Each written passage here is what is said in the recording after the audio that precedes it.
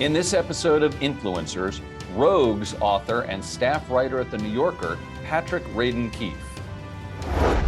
There are all kinds of ways in which, if you are a bad actor, but a powerful and resourceful bad actor, you can mitigate any real world impact in your life for your own horrendous decisions.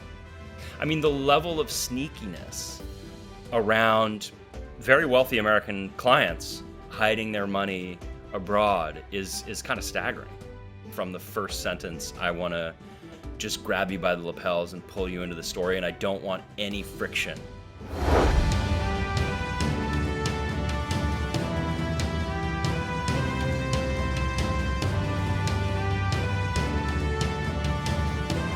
Hello, everyone, and welcome to Influencers. I'm Andy Serwer, and welcome to our guest, Patrick Radden Keefe, author of a number of award-winning books, including most recently Rogues, True Stories of Grifters, Killers, Rebels, and Crooks, a collection of his stories from The New Yorker, where he is a staff writer. Patrick, great to see you. It's great to be with you. So I want to ask you about a tweet that you put out just a few days ago where you wrote, one of the small but cruel ironies of the pandemic is that the best businesses are often the ones that perish while the worst survive and thrive. I think you were talking about a popular Filipino restaurant, Bad Saint, in Washington, D.C. Can you give us a little context about that? And is this a writ large situation or just one restaurant? Well, it's a thing that I noticed was that I live in Westchester County in New York, and it's something my family notices, that a lot of the places that we love the most, little restaurants, little bookstores, were the ones that didn't make it through for one reason or another. And then at a local level, you had other places that you're kind of mystified. You know, maybe they have a sweet deal with the rent, or maybe they're just the equivalent of cockroaches surviving a terrible event. But even on a broader level, I mean, I feel as though there are certain economic trends that affect the way we live as consumers that were just exacerbated by the pandemic. So if you were somebody who liked brick and mortar stores, going to see a movie in a theater, buying a book at an independent bookstore, all of that feels increasingly in jeopardy to me. And what are your thoughts? I mean, I know you're not an economist, obviously, but just sort of taking that a step further on the current economic situation in America as we perhaps emerge from the pandemic. Oh, I wouldn't even be equipped to say. I mean, I feel as though it's a nervous moment. Certainly for me, for my family, for most people, I think it's and the question of to what extent we are really breaking free of the pandemic, I think it's very much an open question. I mean, I think I get the feeling that this is going to be a cyclical reality that we will all come to live with in the coming years. Let me ask you about your new book, Rogues, which, as I noted, is a collection of stories. There's a common thread there. They're rogues. They vary widely, though, from Tony Bourdain to El Chapo. So what really is the common denominator here, Patrick? So these are 12 stories that I've written over the course of about a dozen years at The New Yorker. And it's a funny thing, I don't have a beat at The New Yorker. Part of what I like about the job is that I get to kind of plunge into a new world and a new story every 4 to 6 months, and I really immerse myself and then turn around a big piece of writing and then move on. And I don't have a particular subject that I keep coming back to. But in retrospect, when I was putting the collection together, I did realize that there are these certain themes that I keep returning to almost unconsciously. And in this case, it was these individuals who have very forceful personalities, these strong personalities, people with a lot of charisma, a lot of creativity and dynamism, who often are perceiving weaknesses in the legal system or in the way in which we categorize legal and illegal activity, and kind of shaping the world in small and large ways. And so you have lovable examples of this, like Anthony Bourdain, who I traveled with and got to know. And in his case, it was really just somebody who kind of designed a fantasy life. He designed a job that didn't exist. He was a former chef. He'd struggled with addiction. He wrote a memoir and then had this incredible job where he got to travel around the world as kind of a well-heeled beatnik and eat great food and meet fascinating people. And I wanted to just ride along with him and see what it was like to be somebody who invented a fantasy profession and then thrived in it to the degree that he did. And then on the other hand, you have people like Chapo Guzman, who I think we normally think of as as just a criminal and a murderous criminal. And he certainly was those things. But I was interested in him as a businessman, as a guy who was effectively the CEO of a multi-billion-dollar transnational commodities enterprise and managed to run this big clandestine, illegal, global smuggling business for decades until he was caught. Yeah. Have you ever thought about how closely related or not successful business people are to successful criminals? I think about it all the time. And it's actually a theme that sort of runs through this book, is that a lot of these people are, they're sort of the underworld equivalent of successful business people. They're people who approach what they do as a business. One of the big stories that kind of set me off on this path, and it's not in this collection. There is a story about the hunt for Chapo Guzman in this collection. But the first time I wrote about the Sinaloa cartel was actually a cover story for the New York Times Magazine 10 years ago. And my pitch to them was, I want to write a Harvard Business School case study of a Mexican drug cartel. We think of them primarily as a criminal gang, but they think of themselves as this big commodities business. And how do they use violence? How do they use corruption? How do they account for bribery?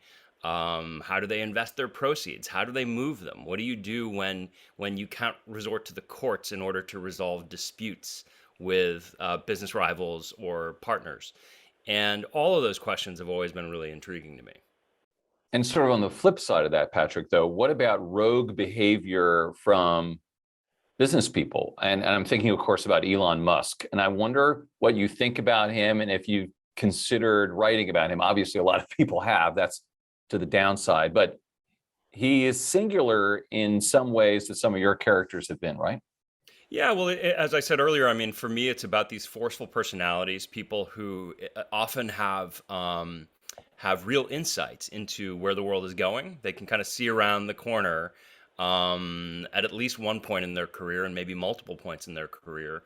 And then they're able to some degree, shape the world to their whim. So, I mean, Elon Musk, I mean, I haven't written about him. I'm a little sick of him, to be honest with you, because I feel as though we're all living inside his head to a degree that may not necessarily be welcome. But listen, you're quite right. I mean, those types of people I'm really intrigued by as well. So people who are not necessarily what we would think of as criminals, but are engaging in behavior that I think is often suspect. So in my case, I wrote a book about the Sackler family, Empire of Pain, but also in this collection, there's a big piece about Stephen Cohen, who ran a hedge fund that was awash in insider trading. All kinds of people beneath Cohen were busted for insider trading. And there was a big effort by Preet Bharara, who at the time was the U.S. attorney in the Southern District of New York, to get Cohen. He fails. But what my story is about is the one guy who they thought would flip on Cohen, and he doesn't. And so there are other figures like that. I mean, there's a story in the collection about Swiss banking at HSBC and the ways in which the Swiss bank of HSBC in Geneva was used by the wealthy all around the world to evade taxes. Right. You also write about Mark Burnett, and the reality TV show producer, and write about how he may or may not be, or I think my takeaway from your take is in part responsible for Donald Trump's success, rebirth, and even presidency. And so was that a way of getting at Donald Trump and writing about Donald Trump sort of in a tertiary way, or were you just interested in Burnett? No, I was interested in both of them. I mean, I think that the Burnett was kind of the guy behind the guy in a way that I'm often interested in. And I would put a sharper point on the characterization you just made. My contention would be that without Mark Burnett, there is no Trump presidency. I think at the point where Mark Burnett, who at the time was a very successful reality TV producer and had done Survivor, at the point where he dreams up The Apprentice and casts Trump, Trump is washed up. He's kind of a punchline in the New York tabloids. Nobody takes him seriously. He'd been through I don't know how many bankruptcies. He kind of has cameos in movies, but he's a punchline. And Burnett kind of reinvents him as this titan of industry, this guy who, everything he touches turns to gold. And I interviewed all these producers on the show who said, "Oh, we knew at the time that this was kind of a con." Like some of them say they actually thought of it as humorous, that there was like a wink with the show and that the consumer would get it. But of course, that's not what happened. And so there's a line in the show, one of the producers from The Apprentice said, it was like we took the court jester and made him the king. I think in an interview recently, you said you were going to write about Jared Kushner, but then decided not to. Why was that, Patrick? So I had written a number of pieces about the Trump administration. I wrote a big story about Carl Icahn and his relationship with Trump, and actually that story ended up, it was just as that was getting published. Icahn was kind of ousted from his role as an advisor to the administration. I wrote a story about Trump's National Security Council and H.R. McMaster, his tenure as Trump's National Security Advisor. But as I started working on that Kushner piece, I came to feel that there was something a little unholy going on with the press, in the sense that Trump was great for business, right? One of the points in the Mark Burnett article that's in the book is that Burnett had this intuition, which I think is kind of terrible, but also brilliant in its way, which is that politics in the end is just entertainment by other means, right? For him, it's all entertainment. And I think we're all kind of living with the consequences of that decision now, of that view of the world. What I worried about myself was just that there had been a lot of Trump coverage in the New Yorker and elsewhere. It was a great way to get eyeballs, get people reading. A lot of people, whether they like Trump or they hate him, there was a kind of obsessive tendency to just consume material about the guy. And I just wasn't sure that I could get the proportion of light and heat right. I didn't know how much value I would be adding. I thought that if I wrote a big piece about the corruption of the Kushners, I would probably explain, a great deal that should be shocking and should upset people. I wasn't sure that I would actually change anything. And then it just becomes outrage porn, right? Then there's a danger, I think, that you're just kind of feeding the outrage that people already read and or already feel. And I just wasn't sure that I would be adding enough value. It's sort of adjacent to the ethical questions that journalists face in, say, in a war zone where someone points a gun at someone's head and said, "If you don't write about this, I'm going to shoot this person," or something, right? I mean, it's like at some point we're not just, you have to consider the publicity or the exposure aspects of what you do, correct? Is that sort of along those lines? I think that's right, but I also think that traditionally part of the role of journalism was that there was a sort of, that there was a kind of accountability that came with, you put a spotlight on somebody who's done bad things, and society sees it and is properly outraged, and ideally something comes of it. So, you could draw a direct line from Woodward and Bernstein to Watergate and everything, and the unraveling of the Nixon presidency. And there's a kind of causality there. And that broke down at a certain point, I think, in that you had a huge amount of coverage of pretty flagrant corruption in the Trump administration that didn't necessarily lead to change. I think, frankly, for me, we're seeing it right now with the January 6th hearings. If you have eyes in your head and you are watching those hearings, it's pretty shocking what's coming out. And in a normal moment in this country's history, that would, as night follows day, lead to real legal repercussions. It's an open question in my mind about whether it will. And so I think that's the challenge for journalism, right? Is that normally what happens is you go out, you expose wrongdoing, and then your job is kind of done, and society takes it from there, whether it's the criminal justice system or the political system or what have you.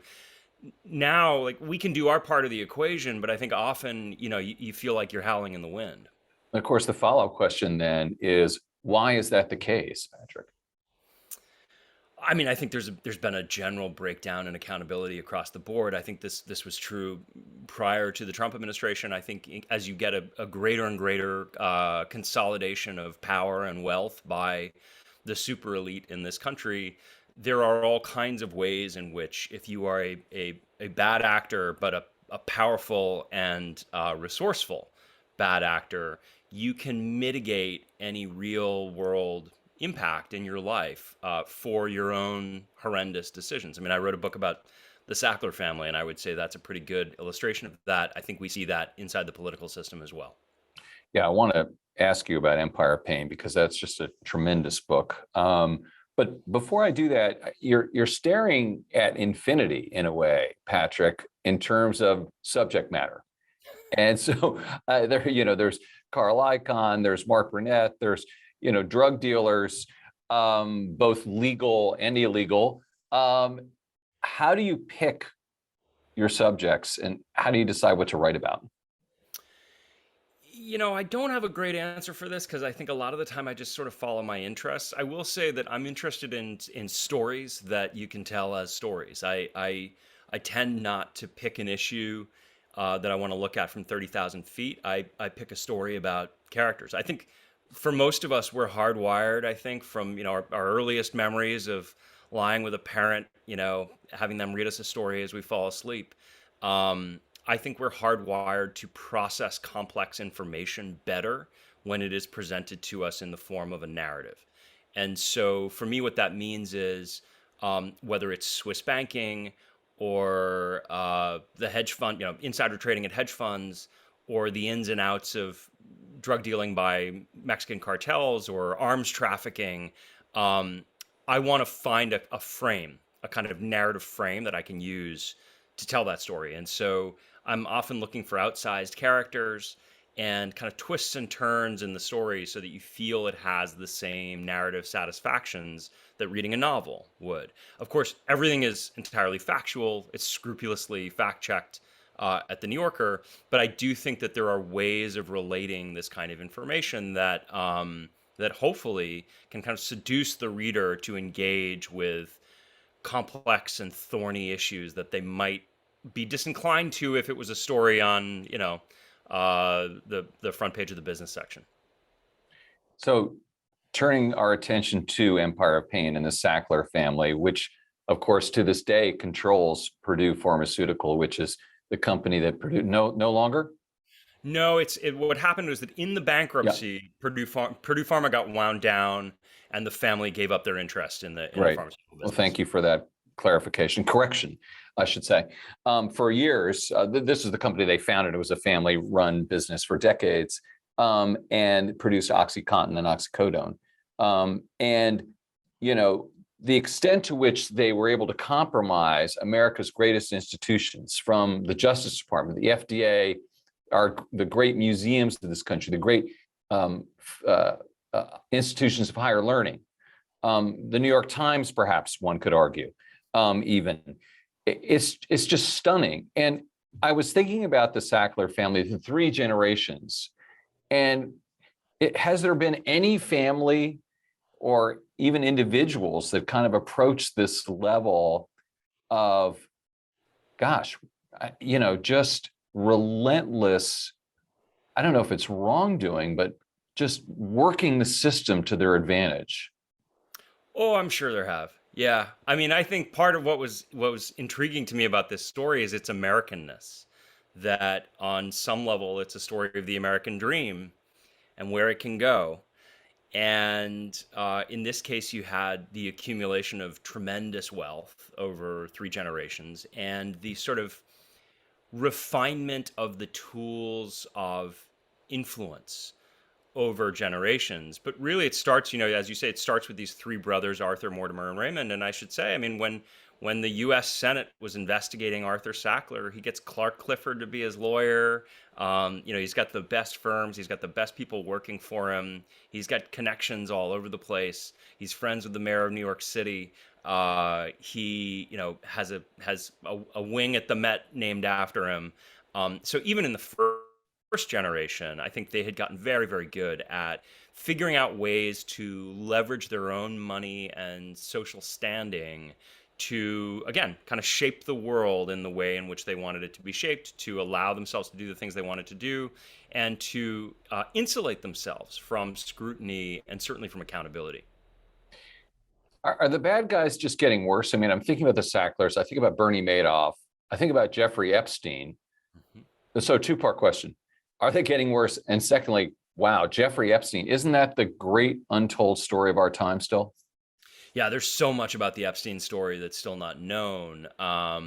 Absolutely. And I think as to whether or not they're getting worse, I think that they have better and better resources that they can rely on. And I think increasingly, particularly if they're white collar bad guys, I think that I think we as a society have given a pass to elite bad actors, people who went to the right schools and made the right connections and are, photographed with notable political and business figures. I think there's a sense, whether it's Jeffrey Epstein or Harvey Weinstein or the Sacklers, that if you surround yourself with the right people and the right blue chip institutional affiliations over the decades, it's possible to do a great deal of wrong without it catching up with you. For me, what I really struggle with is that I trained as a lawyer. I never practiced, but I went to law school, took the New York bar. My wife's a lawyer. A lot of my friends are lawyers. And I think that in any of those instances, if you're trying to reconstruct, I think particularly with Epstein and Weinstein, people say in retrospect, well, how did they get away with it for so long? How could they have gotten away with it? The answer is they're surrounded by high-end, extremely capable, mercenary, white shoe service providers who should really know better. And that could be law firms. It could be McKinsey, as was the case with the opioid crisis. You have these players who, in some ways, they sort of avoid the moral taint themselves because there's a sense that they're just these kind of neutral service providers that you would bring in. But to me, they are entirely morally culpable if over decades they abet and protect this kind of behavior. Have you ever thought about writing about that layer writ large, the enablers, just generally speaking? Yeah, I have. I mean, it's interesting. I want to find the right one, but certainly in my Sackler book, I mean, the first person you meet is Mary Jo White from Debevoise and Plimpton, who has been right there with the Sacklers and Purdue Pharma, going back to the first time their company pled guilty to federal criminal charges back in 2006, 2007. And still standing by the family and doing everything she can to help them. So yeah, I mean, I've tried to put a spotlight on those people. There's a big book coming out in the fall, not by me, about McKinsey, a terrific investigative book by two reporters at the New York Times. I think that there should be more of this kind of work. It's complicated, though. I mean, take Debevoise Plimpton just for an example. I mean, it's not like the whole thing is rotten to the core necessarily, but on the other hand, parts of it or people there engage in behavior that sort of becomes, gradually or suddenly not so ethical, right? But here they are recruiting at the best law firms, donating to all the great NGOs and charities, just intertwined in our society at the highest levels, right? Yeah, that's right. And I should say, just in the interests of giving them their say, there are some people whose point of view is essentially, listen, if you sign up to be a lawyer, it's an adversarial profession. The nature of the business is that everybody deserves a lawyer, and so we're not going to make any judgments about your own ethics just because you take a client who might be a scoundrel. And I think there's certainly an argument to be made for that. But there's a quote that I have in the book from somebody who's a lawyer who says that one of her law firm or her law school professors told her, everybody deserves a lawyer, but that doesn't mean it has to be you. And for a firm like Debevoise, I think you get into this kind of interesting situation where it has long been the case that there are all kinds of law firms that said at a certain point, we won't take tobacco work. And part of the reason they did it is that they were going to go to the campuses of elite law schools and try and recruit the best people to come in and work as associates. And some of those associates said, I don't want to be associated with a firm that does that kind of work. So there are areas which could be perfectly good, viable business that some of the big law firms say, you know what, we're just not going to touch it. McKinsey now recently has come out and said, we're done with the opioid business. After all of the wreckage that's been done and all of the billing that they've done, they said, oh, you know what, we're finished with the opioid business. We're going to wash our hands of that. And I would imagine part of that is because they're mindful of the fact that they're going out to campuses trying to recruit the best new talent, and people may have issues with that kind of legacy. So I think these should be fraught issues for the big firms. And I hope that the younger people at these big firms press this question of, in a world in which, if you're Debevoise and Plimpton, you can get any business you've got a lot of business going for you. You don't have to take on clients like that, and yet they do. Yeah, that's an excellent point. And that's why we need people like yourself out there telling these stories to hold these people and these companies and firms accountable.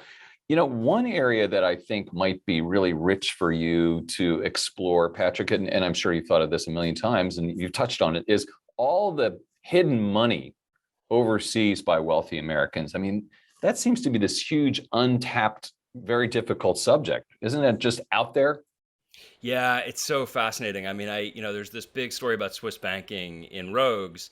And then more recently, I wrote a piece for the New Yorker about the Russian oligarchs in London and the kind of sophistication of the whole industry of financial dissimulation, basically, whether it's tax avoidance or the way in which things are structured such that nobody can put their hands on the money, is really interesting. And it is sort of a theme that keeps coming up in my work, because in the case of the Sacklers, prior to Purdue Pharma declaring bankruptcy, the Sacklers had taken $10 billion out of the company.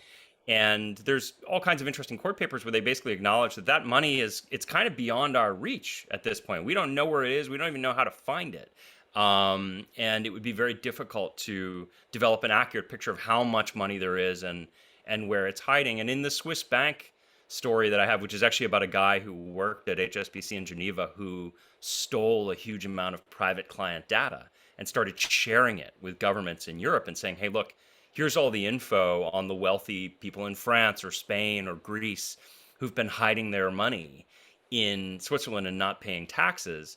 You get these crazy stories in that about the way in which you'd have these Swiss bankers come to places like New York City or Miami, and there was never any mail, never any paper trail. They would meet in person with their clients. They'd sit on park benches. They wouldn't do phone calls. I mean, the level of sneakiness around very wealthy American clients hiding their money abroad is kind of staggering.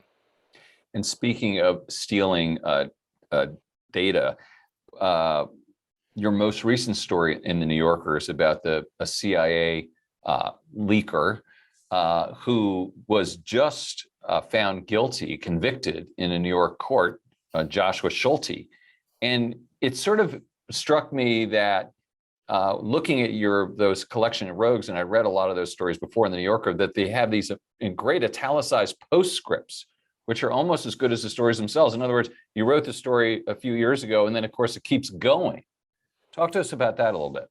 Yeah, it is one of the frustrating things for me is that listen, I'm very lucky to write for the New Yorker, and they give me the time and the resources to take a big swing at a story. So often these stories will take 6, 8, 9 months for me to do.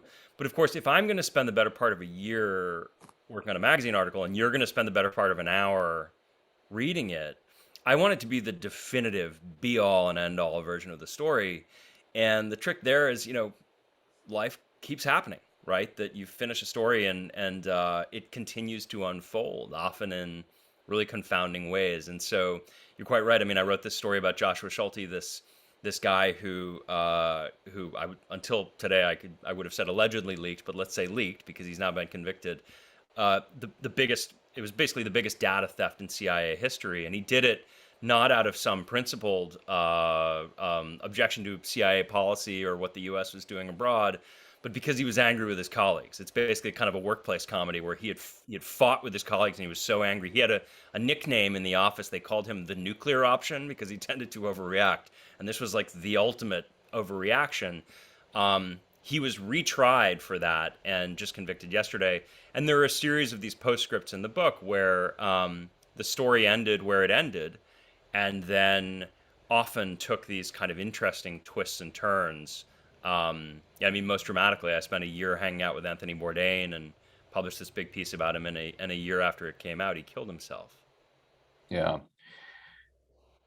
Say Nothing, which we haven't even talked about, an amazing book about Northern Ireland, the Troubles, and this great narrative. You're working on turning that into a TV series, is that right? Yeah, with FX, a 10-part dramatic series, and it's in the works. But I'm working with great people, and I'm involved as a producer on it, and have very high hopes.